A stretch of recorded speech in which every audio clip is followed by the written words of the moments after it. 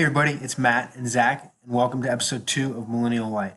Today we're going to be discussing Airbnb and the United States Postal Service. Enjoy some news on I-4 as well as vacation rental.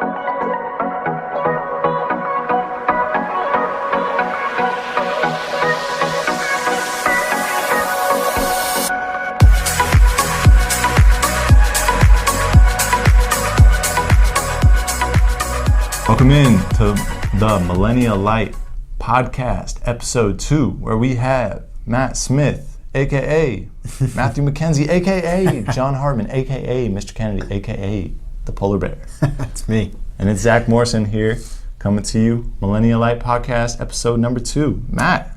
Absolutely, Zach. I appreciate you hitting me with my middle name on the second podcast here. Let the people know. Well, I gotta let them know where to find you on Facebook. Absolutely. You've got to. So what are we talking about today, Zach? What are we talking about? Today we're going to be touching on the I-4 expansion. All of you listening right now, you're most likely on the I-4, so we're going to be giving you news on that, as well as, Matt? Well, we'll be talking about some things that have been going on in business, stamps.com, roadie, electric vehicles, driverless vehicles. We're going to get you a vacation rental on both coasts for under $500.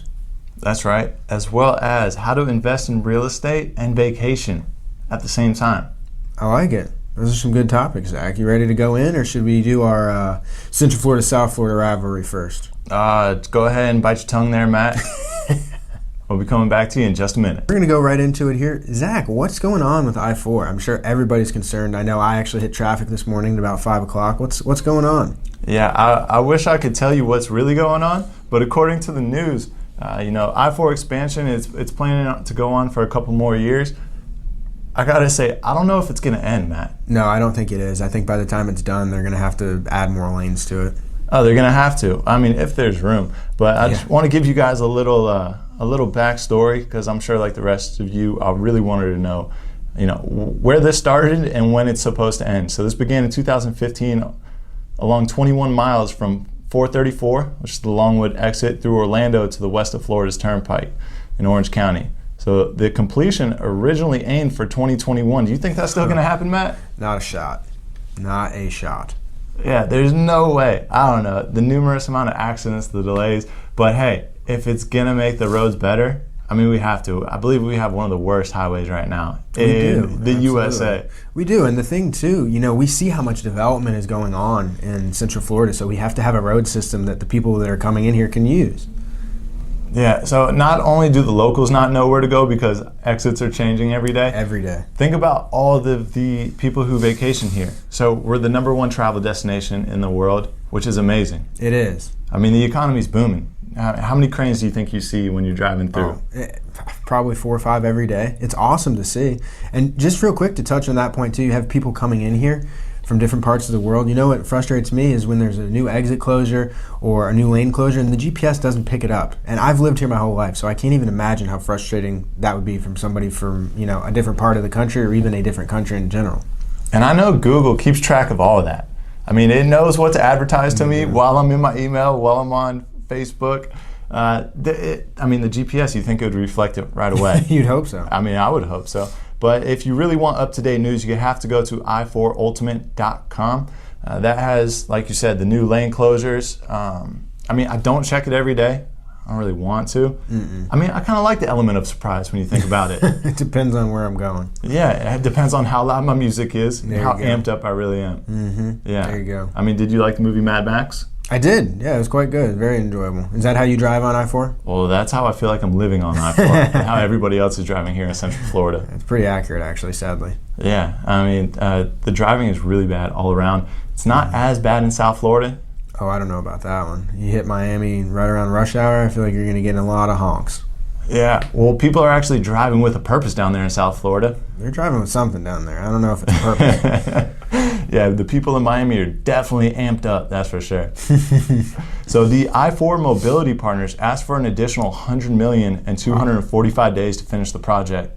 The original bill for I-4 Ultimate was $2.3 billion. Wow. So we're already over budget then. Yeah, I mean, that's the numbers that the news is telling us. I have a feeling it's a little bit higher than that. Yeah, I would think so too. Yeah, do you think it's a lot higher? Because there's no way. They're only $100 million over budget. Yeah, I mean that's a lot of money when you think about it. I don't know the metric price of concrete or anything or steel right now, but it does seem like a large amount of money. But I guess it's for a whole highway system, so maybe not. I think they're definitely over. I think that's the point. I mean, you throw in a couple of yachts, is $100 million really that much to whoever's running this project? Probably not when you look at it that way. Yeah, I'm glad I'm getting this in on episode 2, because if I had said that on episode 200, some people might be coming after us. Yeah, they very well might be.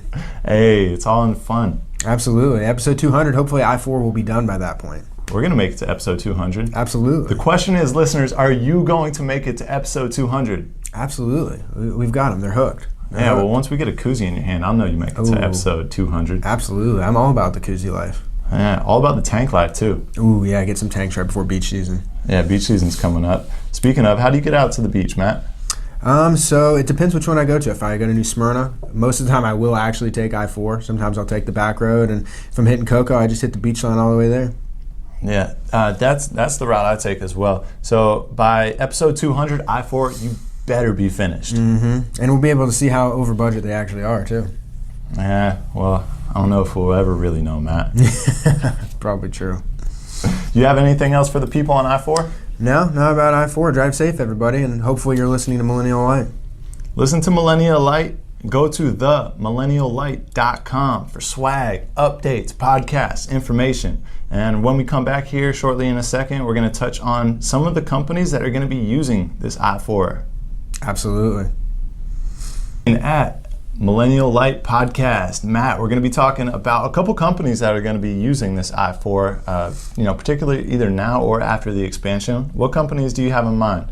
So for one, it's a huge one that's actually run a quite large deficit year over year, every year. That's the USPS, the United States Postal Service. And it's not directly related to them, but a big company that if you work for a large company or maybe a small one that you may use, I know I did, Stamps.com actually just ended their exclusive partnership with the United States Postal Service. And that wiped out about 50% of their market cap. So that definitely kind of highlights the threat from places like Amazon.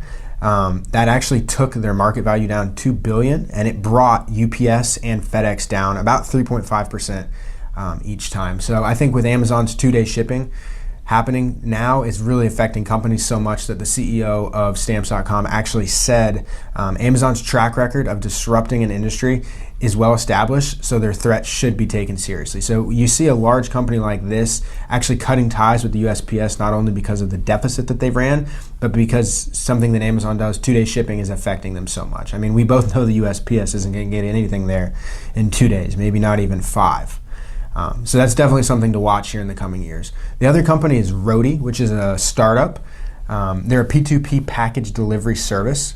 They just got another Series C funding for $37 million, and that was actually led by the Home Depot, which is a company that a lot of people don't realize, but has done a lot for delivery and home services that way, actually getting things to your home. So the total capital raised so far that Roadie has is about $62 million, and that's going to be for them to establish and expand over the next 2 years. They have right now about 120,000 drivers across the country, and how the system kind of works is you, as a company, you have a package you want shipped, you put it into Roadie, you tell it where it wants to go, and Roadie's algorithm finds the closest driver with the closest vehicle that will fit in order to get everything going. So it really helps retailers compete with Amazon's 2-day shipping. And once again, Zach, we're touching on Amazon, and they're kind of a company that's just involved in everything. I know some of the things that you're about to discuss here have to do with the highway, and I know Amazon's a player in those as well. So what are these other couple of things that you wanted to discuss today, Zach? Yeah, so electric vehicles and driverless vehicles have a big part of the future coming up. Definitely. I mean, I've seen iRobot, and I have to say, I'm not so sure if robots are the answer, but it would be really nice to just jump into a vehicle, not have to pay for a car, not have to pay for car insurance, not have to pay for gas. And if the fact that these companies can take advantage of all those things, then hopefully it'll decrease the cost of all these products that are coming to us. You touch on Stamps.com and Roadie, and I will say one thing about the USPS. You're absolutely right. There is no way my package will be there in 2 days, but it will be there. I don't know about you. How many times has a package from Amazon not shown up or just disappeared off your porch? It has a couple times. It definitely has a couple times. That's true. That's true. And that's some of the things that Amazon is going to have to figure out. Mm-hmm. Honestly, I don't think it happens enough to where they're really too concerned about it. But when we're talking about electric vehicles, I mean, Elon Musk coming out with the Tesla, you know, I would say Prius, but we don't really want to touch on the Prius. No. Let's go ahead and cover driverless vehicles. So all of these companies right now who are perfecting these algorithms and these systems that they're using, all the drivers out there, Uber drivers, hey, I love you guys. You're getting me where I need to go. Safely. Most of the time. And but I want you to be aware, I mean, like all technology, it's here and it's going to replace a lot of jobs. I mean, the convenience aspect of it will be there. I mean, think about it. You're going to be communicating with a system that is pretty much on point most of the time. I mean, as long as it's not like the original Tesla battery that blows up, or the original Samsung Note. Actually, one of the later versions that tended to explode in the pocket.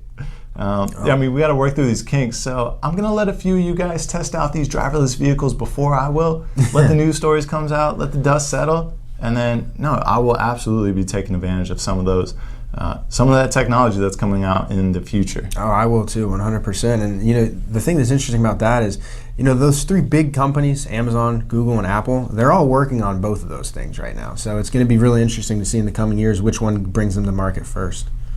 Yeah, it really will. I mean, you know me, Team Android over here. I know, you're Team Android. I mean, Google's awesome. They're a great company. I'm not going to say they're not. They are. I mean, they definitely sell a lot of my data to the government and everybody else. But hey, convenience wins all. And absolutely. I know you listeners out there, you absolutely trade your privacy for convenience. You do, and you may not even realize that you do. Yeah. But you do. I mean, we're marketers, so we enjoy it. Keep the data coming. Thank you. Please. Keep listening. And we're not selling any ad space yet. Not yet. But all these metrics, you know, they're really important to the marketplace. So I'm excited that these companies are really progressing and they're going to make our life even more convenient. Absolutely. Well, that's about the world of real estate. Matt, are you in real estate? I am in real estate. I work in the local area here. I know you do as well. What specifically are we going to be talking about today? Well, we're going to be talking about vacation rentals, investing where you vacation. Oh. You know, a majority of the folks out there who aren't living this real estate world, right, this crazy real estate life day to day, there's really a couple of things in mind that come to, you know, the forefront when you think of investing. One of those is, right, your single family home that you can rent out. One that a lot of people may not think about is vacation rentals. And we're here in Central Florida where we're the #1 travel destination in the United States, in the world. You have to be ready and open for these opportunities. I mean, there's some great things going on here. Have you looked into this at all, Matt? Yeah, just a little bit actually. There's a lot more of them than I thought, particularly out there in, you know, the Champions Gate area out in Kissimmee, kind of right by Disney. And, you know, I think it's a pretty good investment, particularly for people that may or may not live here. And it really all depends on your risk tolerance. I mean, you're absolutely right. It's a great investment. It's going to be on the little pricier side depending on what type of investment you want to get into. But as we've seen in the city of Orlando, with the snap of a finger, the rules, the regulations, it could all change. They change, yeah, particularly with things like Airbnb. You know, I know that's a huge popular one that people that are engaging in this form of commerce actually use, right? And so there's actually two things real quick that I'd like to touch on, if you don't mind, Zack, from Airbnb. Please. You know, first of all, here in Florida, I know recently they've gotten into a little bit of hot water because of what they did on the Western Bank with kind of forbidding a certain sect of people from doing it. So the governor's already said that he's going to issue sanctions because there is a Florida statute. The companies that don't necessarily play ball with Israel get boycotted by Florida. So that's a kind of a developing story with Airbnb that we definitely want to follow and see what happens, because I believe that's the largest vacation rental platform out there. Is that correct, Zack? I mean, it's the one that comes to my mind. I know it's the one that comes to everybody else's mind. And it's easy to use. That's, you know, people like ease of use. And the other thing real quick is there's actually 3 separate bills right now in Florida that are going to potentially affect Airbnb. The biggest one being that they may actually pass a bill that would require anybody looking to rent out a vacation rental through Airbnb to obtain a license through the DBPR. So that's definitely something we want to see, because that's going to not only affect your bottom line, that's going to affect how many people are in the marketplace, and that's huge. And depending on how you look at it, investing is all about perspective. I mean, one of the great things that I have read from Robert Kiyosaki is there's 3 sides to a coin. There's heads, there's tails, and there's the side of the coin that it stands on. So depending on the way that you look at this, it could edge out some of your competition. So that being other vacation property owners. You know, if you know how to get through the legalities of this, if you have somebody good on your team, then you're going to win. And it's all about having the right people on your team. So, and when you think about vacation rentals, Champions Gate actually isn't the only place. As we move out to the coast, Daytona Beach is making a bit of a comeback. Interesting. Yeah, so all the 1999 spring breakers out there, you maybe get to revisit some of your pastimes, some of your favorites from that time. So Daytona Beach, Volusia County, there's some other areas along the coast. There's also some other areas that you cannot do short-term vacation rentals. So again, this is really all about risk, your risk tolerance, and how much you're willing to make. I mean, think about it. Can you do something with this property if the rules and regulations change? Are you going to be in a position to liquidate the asset? Are you going to be in a position to rent it out to somebody who wants to live there for a year? These are actually, I mean, if you got it like that, are you going to be able to keep it for a second home? Right. So these are the things that you need to think about before you invest in them, for sure. You absolutely have to do so. And absolutely should have thrown the disclaimer out there earlier. We do not give legal advice. We do not give any real estate investing advice. These are all just ideas, so go ahead and consult with your professionals, of course. Absolutely. So actually, when you speak about vacation rentals, the reason that they're so interesting to me is that you can actually rent them out for an entire weekend. You can rent them out for an entire month, and you pick the dates that you want to go vacation. So you're not going to be spending any money to stay at a hotel. I mean, you're going to incur some losses from not being able to rent out the property. But think about it. It's an entire mind shift. You have to be willing to sacrifice the luxury of staying in a hotel or a timeshare and then take care of your own property for the weekend that you're there, turn it back over to management, and next thing you know, you're making money again. I like that, though. I mean, for me, that would definitely work. I would enjoy that. That's what we have for vacation rentals. Absolutely. If you're interested in learning more, contact Matt Smith. If you're Team Central Florida, if you're Team South Florida, go ahead and contact Zack Moe, aka Zack Morrison.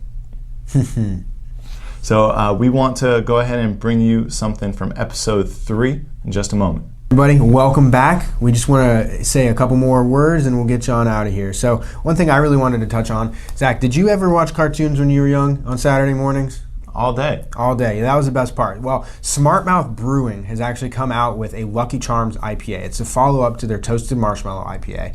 And it actually sold out in 4 hours. But it's kind of like a dessert stout, and they're definitely going to be making more. So, I mean, I'm hopeful that they're going to make a Captain Crunch one. We'll see. I know that was my favorite. What was your favorite cereal growing up? Cinnamon Toast Crunch. Oh, yeah, that would be a good beer, too, with the little hints of marshmallows in it. And one last thing localized here to Central Florida is, I don't know if you've been to the Imperial or Washburn Imports, either one of them. I know they have one in Sanford and Ivanhoe. I haven't been there yet. No, I need to check it out. You definitely do. It's an awesome bar. It's a furniture store by day, and by night it turns into a bar area with like craft beer and wine, and I think one of them has a liquor license. I don't know if they both do, but point being, they just opened another one in Winter Park on Morse Boulevard, so definitely need to check that one out. I know I'll be there, and we'll go ahead and see you guys on the next Millennial Lite podcast. Thanks for tuning in. See you next time.